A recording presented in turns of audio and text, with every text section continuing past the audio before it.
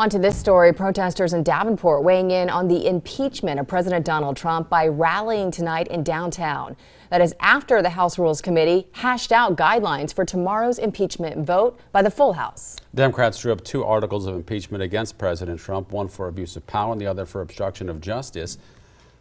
Democrats say the president pressured Ukraine to investigate political rival Joe Biden, then blocked White House officials from complying with the House inquiry. Now, the impeachment vote is expected to pass the Democratic majority in the House, but a trial in the Republican-controlled Senate is already sparking debate.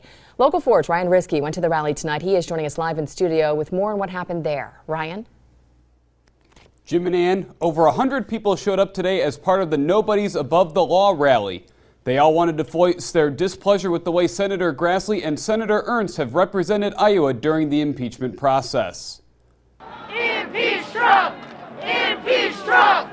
Impeach Trump! Abuse of power, obstruction of Congress, bribery, wire fraud. It's all wrapped up into that. There's also abuse of power includes that he is manipulating foreign countries to get into our elections again. Local 4 reached out to Republican Senator Grassley, and his team sent us a statement reading that Democrats have not found a charge that can stand up to scrutiny. With that said, the protesters are unhappy with the way that Senator Grassley has represented them. They don't think it should be a trial. I mean, they have Chuck Grassley has clearly stated that they're going to push this through. Joni Ernst hasn't come out that much, but she's going to be on board.